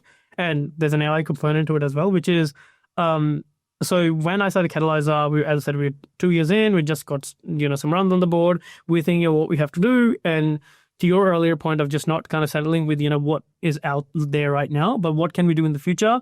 And so I had this crazy idea that in 10 years, we want Catalysr to be completely automated, right? It is run by AI. I'm not involved. I'm not doing anything. I just want to just relax and not do this, because I think that to really be able to scale this, we need an AI, right? This is 2017. This is a long time ago, before we got into any of the kind of LLMs and everything that's been going on right now. And I had no idea how to do anything in AI. But I actually applied for this organization called Singularity University, which is less of a university, but more of a kind of an organization that gave this, I guess, fellowship to me as well, which was this program called Global Solutions Program. So I was one of the 90-something people globally that was selected. We spent 3 months at NASA Ames Research Center in Silicon Valley in California. Wow. Connected with astronauts, connected with, that was like very close to Stanford and Berkeley and those places. So professors would come in. You would have like different startups that kind of doing amazing things come in. And the whole purpose of that program was that they brought like these 80, 90 people from different parts of the world on a full scholarship. So we didn't have to pay anything. Our meals, everything was covered for 3 months, which was just crazy. I think they said it's like cost them $75,000, some ridiculous amount per person to run that, but they got funding from Google and some of the bigger players. So with that program, the whole thing was we want to bring people who are thinking really big. And that's kind of, I mean, the US, that's a big kind of, I guess, mindset thing as well. And we want you to kind of think about how can you use technology to help solve big problems and help 1 billion people. Like that was kind of the bigger aim for them. So what is that big, what they call MTP, massive transformative purpose for you? So I came in with this application saying, I want to support, like, migration is happening globally. There's all these kind of challenges with migration and how I can get involved. And I'll talk about climate and migration in a sec as well. But with space tech, that's where I just, got really interested in space tech. I mean, growing up, I'm sure like probably the same for you in India and also Pakistan, especially if you've done engineering or you come from any kind of scientific background, space is always a fascinating thing, right? Whether that's astronomy and you want to look for the stars, whether there's kind of new research coming out, it's always really fascinating. But I don't think we ever felt, I mean, I don't know about you, but I definitely never felt that we could be a part of it. It was always something that like, someone else did. Aliens landed in the US, everything happened there, right? We weren't involved in that whole world. So it was literally a foreign kind of concept, right? But then when I went there and I met with people, I was like, no, but they're normal people. Yes, you're an astronaut, but yes, you're just a normal person. You eat, two times a day. You have a normal conversation. There's nothing special about you other than the fact that you were kind of born in a different country and you've got access to those opportunities that many people don't, right? Like us sometimes. And the other thing that I realized was that the cost of being involved in space has drastically changed over the last kind of couple of decades. So what people think of space or used to think of space was like these big rockets, big spaceships that cost billions of dollars, right? Or satellites as well. Now the cost of a satellite is like, $50,000. A small sort of basic satellite to launch something, it took like a couple of $100K. This is back in 2017. Now it's even cheaper with like SpaceX and everything. So I was like, well, why are more people not getting involved in this, right? So yes, there's an accessibility issue, and oftentimes spaces, there's a defense component to it as well. But still, there's so much more you can do with space. At the very least, use the data and use that for climate and all these other problems, right? So I was like, why don't we do something about that? And how do I bring this knowledge and this learning that I've had and this experience that I've had to other people, kind of like with the migrant refugee story, but how do we kind of support in democratizing that access to space tech for people? I was really fortunate and lucky that I actually met with a couple of mentors there. Again, that kind of running theme. Eric and Emmeline Dahlstrom, they're both kind of life partners, but also business partners. And they've been working at NASA. They've been working in a lot of different organizations in the space sector for, God knows how long, like 20, 30 years. And they also had the same vision. They wanted to support that democratization and access of space. And so but like the way they thought about it, the way I thought it was slightly different. I actually met a co-founder there as well, kind of like similar to Jake, but his name was Henry. He was a Chinese American, and you can imagine this is 2017. So the things weren't at a boiling point then, but obviously now things have changed significantly. And we were like, well, let's just do something together, right? And he was like, his whole mission was, why don't we do something that brings China and the US together? Just like US and Russia have come together for space, why don't we do something like that for China and US and obviously rest of the world? And that could create a great space ecosystem. So we had that kind of vision of like democratizing, using space as a peace building initiative. And so we just started working on that. We said, well, how do we firstly help people to get access to launching satellites in space? So we spoke to Chinese space agencies, spoke to the US, we spoke to a bunch of others, and basically got like different opportunities for people to kind of launch stuff. Then all the politics got in the way. So we kind of stepped back. We said, why don't we get involved in the education side of things as well? And the pandemic happened. And then like Henry, my co-founder for that, he actually had a master's company in China. which, when you imagine that in 2020, it's a different world. If you're building masks, everyone wants masks, right? And so then, anyway, so we stopped doing that work. But with Eric and Emmeline, the two mentors that I met, they had a similar vision, and they actually moved from the US to New Zealand. And they were in New Zealand basically from 2018 onwards, trying to build a space ecosystem in New Zealand to help educate like kids, university students, startups, how to use space tech in their kind of world. And I basically reached out to them and said, hey, can I help you? And they said, yes, we would love some help. So I started helping them, and they made me head of partnership for their organization called Space Base, which I've been doing that for 3-4 years now as well. It is an incredible organization. I help them kind of with some of the scaling up, not just in New Zealand, but also beyond New Zealand across APAC. And so they run some different programs, particularly in partnership with International Space University on like exact programs and how people can learn about how to use space and space tech. They've trained entrepreneurs as well, and like we've run competitions using climate as well. So we did this competition called Space for Planet Earth, which is looking at satellite data and space tech to try and understand what's happening with climate, and then give grants to people who are trying to create something, particularly across APAC. And some of the teams that have won are like in Fiji and different countries like that, again, who've never had access to space. So again, feel really privileged to be able to kind of do a small role in that. Again, my role has been not anything to do technically in that, because that's not been my area there. It's more to help them with partnerships, help them with fundraising, help them with those kind of things that I can bring in to help more marketing or whatever. And most recently, we kind of talked about this idea, which is, and this is also happening in the migrant refugee world, which is again a separate story, but this idea that there was no one globally that was helping people like Eric and Emmeline and others who were building these space ecosystems in their countries. So how do we help them, basically build that out better? Because they've had all these experiences, and how can they help them? And so they set up this network called GSEN. It's a Global Space Enablers Network. I think it was like last year, which I was a very small contributor of. And the whole point of that is to basically bring these enablers together who are running incubators, running education program in space tech. So whether they're in India, whether in Singapore, whether in Africa somewhere, or in Latin America, and then learn how they can collaborate with each other, how they can go joint funding, how they can mentor people, how they can mentor new ecosystem enablers like them. So that started last year, and I've been involved in that. And recently we've just set up a mentoring program, and we're mentoring some new organizations from different countries who are, don't have access to space. We help them figure out how they can build their own space ecosystem. So that's kind of been my involvement, but it's a very, I'll probably say it's like literally 2 cents in that, because it's been their vision and their work, but I try to do what I can to kind of help them out. And obviously with some of our alumni at Catalysr, they've also been involved in space and working on this sort of stuff. So I mentioned Spire Blue. We've got another company called Metacosmos, which is building spacesuits, like commercial spacesuits company.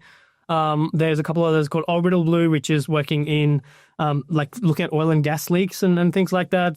So there's a few different connections to space tech, and what I'm trying to do is just kind of help people out and connect them and try to give access. Kind of the same thing with Catalysr. So Usman, I have a feeling that I might have a separate podcast on space tech, separate one for climate change. Look, common people like us, we only have 24 hours and 7 days. How did it work for you? I think it's the same. I was talking about this with another person who was saying, look, how are you kind of doing all these different things? And to be honest, the real thing is that it is working with really good people and good teams, but also I am not good at multitasking. Like Catalysr started 10 years ago. It seems like yesterday to me, might seem like yesterday to many people, but because it started 10 years ago and I wasn't doing anything in space tech at the time or climate or whatever, then like something else came 2 years, 3 years later and so on. So if I was starting everything all at once or doing everything all at once, it would be impossible. But because like some of this stuff happened before, then like something else came, and there was enough of a basic foundational structure and scaffolding and people who were running that, I have been involved more in kind of fundraising or strategy or mentoring of the team rather than doing the on-the-ground operations with any of these organizations, any of these kind of initiatives, which means that I can spend like a day on space tech kind of work, a day or two in like Catalysr, a day in something else. But I feel really privileged to be able to do that because over time that's kind of developed that way. Again, it was not by design. It just happened. It's been very organic. And I have no idea what the next 10 years is going to look like, but I definitely have some ideas of which technology things, like AI is going to be one of those big things that I will definitely be doing a lot in. We're already running a program in Sydney right now called AI Shift, which literally a few hours after this, I'm gonna go and run a session on. And so we'll be helping people to figure out how to use AI to improve their productivity and efficiency. So it's all about, for me, it's always about learning and figuring out how to do stuff. And the biggest thing, I was talking to someone else recently about this as well, where they asked this question of well, who are the people that you look up to? Who are your mentors and who are your inspiration? And I'm kind of curious on your answer as well. But for me, I kind of looked at some key people from history that I look up to, some from a kind of technological reason, some from a just because they're cool, and some because of a spiritual religious reason. And so from a technology perspective, I would say Tesla, not the car, the person, because he was one of those guys that was involved in all sorts of different technologies and just really, kind of creating stuff. And also was an immigrant, actually, back in the day. Another refugee that people also know as Einstein, who, created some amazing stuff in the world. And, just really helped us better understand the universe. Or, if you go all the way back, you've got Da Vinci, who was another one of those guys that was just really always tinkering, trying to come up with new things. And super fascinating person. I've loved kind of reading about him and understanding more about how his brain used to work. And then on a kind of spiritual front, but also migration related, is my personal inspiration coming from religion is because I come from a Muslim background, is our Prophet Muhammad, peace be upon him. And he had this whole migration journey, how he was able to support people in communities. So all of this stuff. Wow. But I am curious. I really want to know who are the people that inspire you now or in history? Who do you look up to and why? So, look, I have varied interest in each field. I have people I look upon who have been almost at the pinnacle of what they did. For example, I'm into music, right? So music, two singers I always look upon are Kishore Kumar and Mohammed Rafi, because when I read their stories, one was not trained, the other one was highly trained. Both managed to get the peak of what they did, and they had their own style. So I look upon them, I look for ideas because I want to do music composition. So I look upon ideas, I look at how they would have thought about it 70, 80 years back. So there's always that element of curiosity around how they would have done it. Then in the modern world, there are many, but someone recently I'm really inspired by is Elon Musk. You can't work with him if you look at his style and the way he operates. But when I finished those 2 books about him, I realized that he's such a curious guy who doesn't settle for the normal, who doesn't accept what you tell him, and he relates everything to physics. That is a mindset that will lead to innovation, that will lead to progress. And if you start looking at the big picture, then obviously you start working towards that goal. Goal setting, looking at the big picture and trying to achieve something which has not been achieved traditionally needs a totally different mindset. And then I start get curious about how come he became what he is today. And turns out that his childhood was so difficult. And when he came to America, I realized that this is a place where you can do multiple things and you can actually innovate because there is such a big ecosystem. Maybe that could be one of the things that it was something on my mind, asking you whether you still feel, staying in Australia or moving to Australia was a good choice, or going to US, because I know many founders here who started in Australia, but eventually they moved to US. Then I also, I'm hugely inspired by the CEO of Pfizer, Albert Bourla, who himself was a migrant, and obviously his childhood was again tough, being through those difficult times when they didn't know if their family will see the ray of light. And when he moved to US, he ended up doing things that could not have been imagined. So, for example, traditionally a vaccination for virus would take a couple of years, I would say 9 to 10 years. But he was the one who was open to all sorts of feedbacks, who was willing to take risk, and he gave the confidence to the team that I'm standing behind you. They ended up coming up with the first vaccine within 9 months. So for me, I actually get inspired by many people, but these are my recent memories of what I felt was so different from a normal entrepreneur, a normal person who is trying to do a business and make money. I think they were driven by a bigger purpose of life, and that's what my inspiration is. Similarly, Dr. Abdul Kalam Azad, he was such a humble person, but look at his laurels and what he did in India. I think these are the people who did something with their life. These are the three names that come to my mind, but obviously my list is also really big. I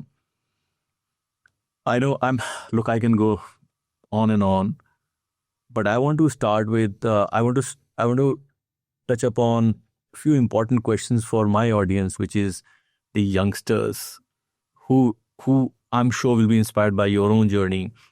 I read somewhere, catch them young.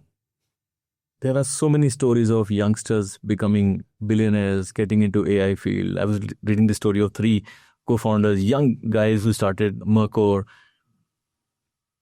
Do you think that uni could be a right stage to start experimenting with your life, starting building businesses? And it's fine to fail because you don't have so many liabilities. How's your mindset shifting towards, youngsters getting into entrepreneurship, especially with AI, taking away a lot of regular jobs? What are your thoughts on that? I think it's a really good question around young people in entrepreneurship. And I think I disagree with you that they should think about doing it at uni. I think they should do it when they're even younger, right?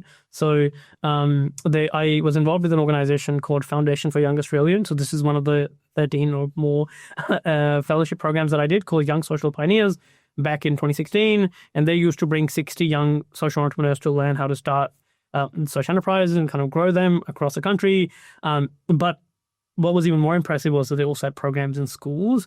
And now that those programs are run by another organization called Young Australians. But the program that I really liked was this program called $20 Boss.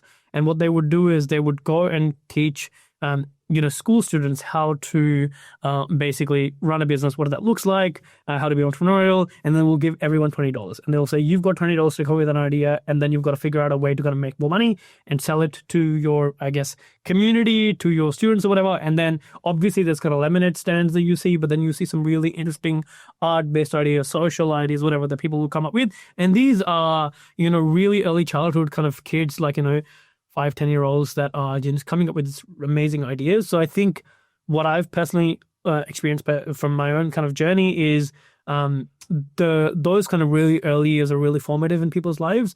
And that's why you see in certain cultures and certain countries, you see more entrepreneurship because there's a mindset and there's a kind of ongoing culture. You mentioned the US before, right? Which is where it is a can-do attitude. Anyone can do it. There's a kind of American dream type situation. I mean, there's politics now, but, generally that's kind of been the case for the longest time. And so it's the same thing with those young people where if they get exposure to some of these things really young, when they see a problem, when they see an opportunity, they can do something about it. So I can guarantee you the first idea or maybe the first 10 ideas might not work, but then eventually when they look at something that is worthwhile, they'll do it. Eventually, when they see something or when they see industry changing or whatever, they can think about and try and connect the dots and do something and be creative and kind of think outside the box. I think young people do that anyway, but the kind of education system that we all have is really, dated for the industrial age where everyone was kind of made into this person who work in corporate and do that, right? And so, I think creativity is actually literally beaten out of children. So then when they become older, they're told, no, you have to do this study so you can take this exam, so then you can pass this thing and then go do this career or whatever, right? Especially coming from countries like South Asia where we have, you've got to become a doctor or an engineer or a lawyer. It's such a common thing, right? So I feel like if you do encourage that creativity and that mindset and give people some basic tools, some little bit of money, I think that can make a huge difference in people's kind of thinking and they can then start something. In terms of ideas and risk and all of that, absolutely. When you talk about uni or even school, people can try a lot of different things. There are some stories of people that are, 12-year-old that have created $1 million business. So it's not that you don't have to be older to do it. So definitely for anyone in the audience who's listening, you're never too young to kind of start something. Obviously, for legal reasons, like, you might need your parent or guardian to help you with like registering a business and things like that. But still, you can operate a business. Particularly if you're like using AI or some of the kind of latest tools. I think the younger generation is actually even more in tune with what, like, it's very natural and intuitive to them, like internet was for us when we were growing up as millennials. And so it's one of those things where over time we'll see Gen Z and kind of all the generations that are coming after really, kind of taking all of that up. And it's a great time because, you don't have family commitments, you don't have financial commitments. You can try stuff. If it fails, so what? The biggest thing is the learning you're going to get out of a startup or out of an entrepreneurial journey is really going to be accelerated. You're going to learn so much more in 1 year of trying to start a business than you will do in like a 20-year corporate career. Yes. Because you are trying to do everything. And so you need to have understanding about marketing, how to build a product, how to raise money, how to, talk to customers, how to pitch your idea to different people, how to get, support from family and friends and so on, right? So there's so many different, I guess, areas in which you have to develop personally to be able to achieve those things. So even if your business doesn't work, you learn those skills that are useful in your life and useful in your work as well. So are you thinking about starting something like that for children? One of my guests, he runs a program. He runs a couple of companies, and he runs a program for grade 9 to grade 12 children. I think it's a 6 or 8 session program where they take them through the journey of what they need to know as a founder, which would be a good start. But what you are doing is real work. You're actually helping people set up their own businesses, and a lot of them would also, who knows, might be really successful. You have few stories to share.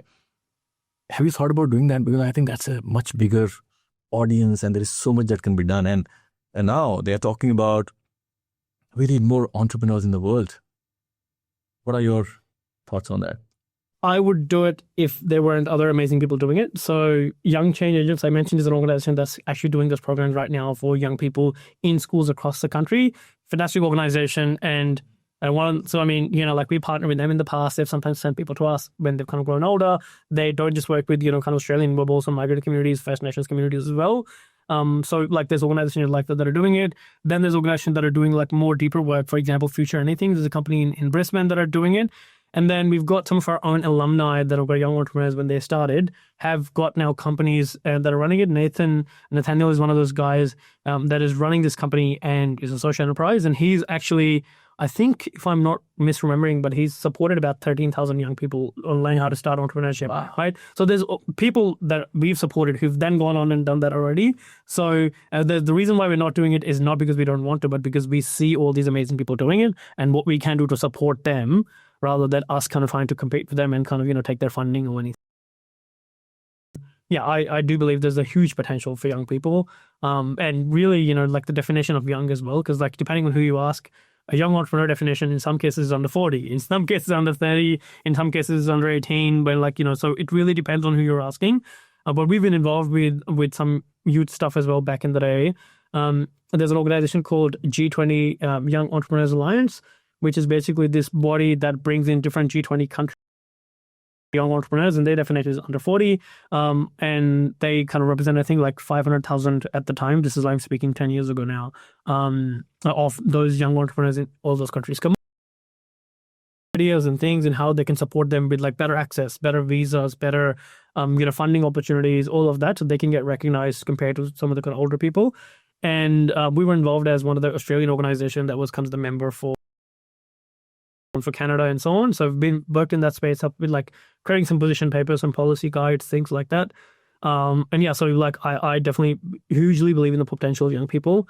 And as someone who started, when I was 20-something-year-old with Catalysr, I have that personal experience of kind of being a young person and doing it. Maybe not as young as 15 or something, but like when I've started other organizations or other local chapters, young.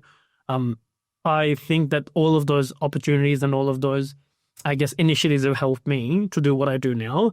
Because if I didn't do those things, I wouldn't have the knowledge and the learnings that I'm doing now.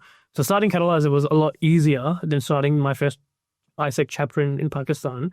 because I had to, for example, speak to the university administration, speak to ISAC's global body, speak to the local body, and like get them to do it, convince people within my university that they should be involved in this exchange, right? Physically work on the visa process and send them overseas for exchange, invite people from overseas to come to the complex in the current environment, or even was 10, 15 years ago, right? And then making sure that they're taken care of, their safety, they've got actually finding corporate partners to do projects with them, like managing a P&L, all the kind of stuff doing at university meant that, I was able to kind of do a lot of that stuff. Coming to Catalysr, it became second nature.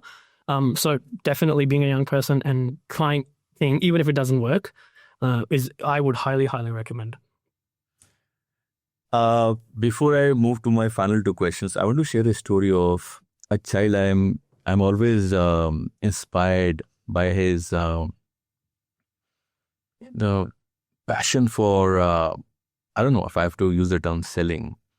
So now when I go from Parameter to my place, I see this young child setting up a small booth where he's selling lemons. Only lemons. And no matter what the day is, sunny, rainy, whatever, for a couple of months, that child sits behind the counter and put $2 each.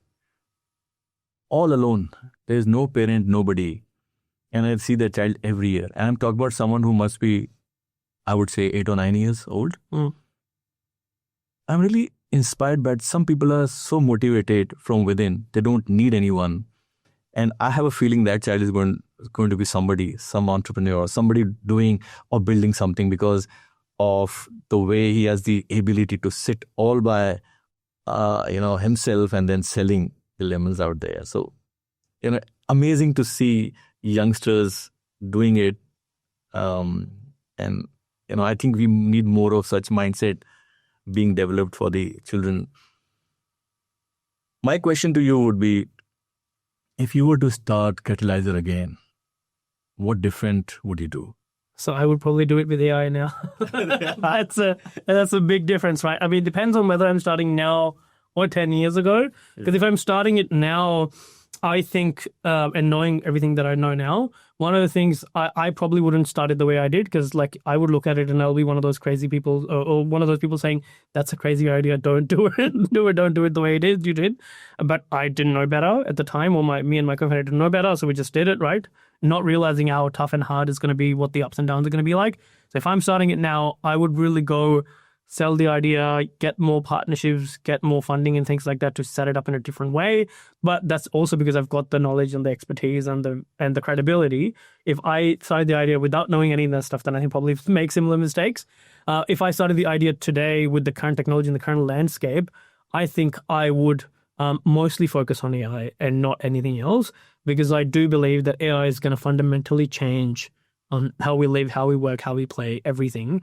And what impact it has on jobs and businesses, we can't really seem to understand, because this is one of the things that I learned back in Singularity University in the US, that we're very used to linear thinking, that we always see kind of, growth and things happening linearly, but actually there's so much more we can achieve in 10 years, than we can always think of, and technology changes so much more because everything goes exponential. But in a year or 2 years, you see very small incremental change. So when you're planning, when you're thinking about the future, you're always thinking of the next year or the next couple of years, and you think that a lot will change, but not a lot changes. But over the 10-year, 15-year mark, things dramatically change. So if if someone told you what AI can do today, like 10 years ago, you would be like, no, this is crazy. There's no way this is going to happen, by 2050 maybe, right? Even AI researchers would do that. So there's just so much, like that pace is increasing and there's so much exponential progress that I feel like AI is going to take over everything. It's already starting to. And what we're seeing right now is kind of like the start of the internet, back in the 2000s when, where it was like, internet startups and companies anyway, right? Where it was very, very basic. People would come and help people build businesses or business websites and stuff, right? And if you look at them, you'll be like, if this is the only thing that internet can do, then internet is nothing. But obviously, if you look at it now, you'll be like, what the power of the internet is just massive, right? And the same thing with AI, I think we don't understand this power. We don't understand the exponential opportunity that it provides people. And I see it as both a risk and opportunity. The risk would be if you don't support everyone, you will see even more of a divide financially, and culturally and so on, because the people that are currently developing AI, many of them don't come from migrant backgrounds, don't come from refugee backgrounds, don't often have the same access, or many of these our communities don't have the same access that those people do, right? And the other thing is many of the people that are building AI are good at tech, right? But that doesn't mean they always consider all the social, environmental, economic factors and how that will, ethical factors that will, I guess, impact the world. And so we need, I don't think I do either, right? So we need to have just more people. Again, the same thing about democratization. We talk about space, we talk about migrants and refugees starting businesses. Similarly, we want to make sure that everyone knows and understands how AI works. We know I can use it, can build with it, because only then, when you're AI literate, you're able to kind of do something meaningful with it. And then also you're able to kind of pull it back when you need to, and stop from crazy stuff happening, basically. So if I were to start Catalysr today, or any organization today that's focused on learning and teaching, it has to be AI training to help people understand how to use it, how it works, and how you can basically make your life better, but also make the world better using AI as a tool. Maybe a good time to start your another program around AI, how to build business using AI. Well, we already have that, right? Like that's what we're running tonight. Yeah. My last question, final question would be, what is your advice to youngsters who want to build business and do something in the social impact space? What would you recommend? So I would say there's 2 or 3 things that I would tell. One is always think about a problem that you want to solve, right? So focus on the problem, particularly when it comes to social enterprise and social impact, because it's easy to come with ideas and solutions and get really carried away with, look, I love this thing, particularly if it's a technology, you will love this solution, right? Versus actually spend the time to understand the problem. It's even better if you've got that personal lived experience of a problem. Like we talked about underemployment for migrant refugees. I had an understanding of it, but then I also spent the time to learn what that problem is. And I don't think that learning's finished. I think even after 10 years, I still think I'm scratching the surface. There's so much more that we can learn. And so always focus on the problem, because the solutions will change, technology will change, things will change, but you should always find the problem that is worth solving, that's big enough that, you can get passionate about and maybe work on for the rest of your life. And then also other people will also, want to follow you, whether that's from a funding perspective, whether that's like people want to work with you, etc. Because that would be one of the main things, is like finding that worthwhile problem, whatever that is. That could be mental health, could be people with disability, helping them in some way, could be climate change, could be domestic violence, could be anything, right? So just thinking about a problem and then going deeper into that and specifically understanding what the problem is, that would be number 1. Number 2 is just get started, because it's like there's so many people who just keep thinking and planning and keep thinking and planning, and they're stuck in this what we call paralysis by analysis loop. So it's just so important to get started now. Do stuff when you have absolutely no idea what you're doing, because if you actually knew all the risks and how hard things are, you will never start a business, right? So just get started, just do something really small, test it, improve on it, and evolve over time. Don't wait until someone's going to give you a lot of funding or a great opportunity or whatever, right? And because like particularly as young people, we are used to expecting like someone telling us, okay, you need to go study this course, then you will apply for this job, whatever, like someone laying the path for you. In entrepreneurship, there's no pathway. You will create your own path. There's a lot of stories of what people have done in the past. That doesn't mean that's how your journey is going to go. They're all playbooks and you can take bits and pieces from it, but you have to start and then you have to evolve and you have to go based on whatever you're trying to do, right? So solve a problem, get started, right? And then ask for help. And this is the last part, which I think is really important. Find your mentors, find people in the community, anyone who's willing to help you, and ask for help. I think especially when it comes to kind of migrant communities or culturally diverse communities, we've got this thing where sometimes there's a bit of a taboo of like asking for help, or, you want to be self-sufficient, you want to be really strong. But actually, like the only way you can grow personally as well as professionally and build your organization is if you ask for help. No one has ever built a business alone. Everyone needs a team, everyone needs a mentor, everyone needs funders and supporters. So always ask for help, because that will really help you kind of make progress and go further. Amazing. That's phenomenal. I learned a lot from you today, Usman, and really thank you for being the guest for today's podcast. To my guest, there's so much I learned in today's podcast. We talked about mindset. We talked about getting started. We talked about staying curious.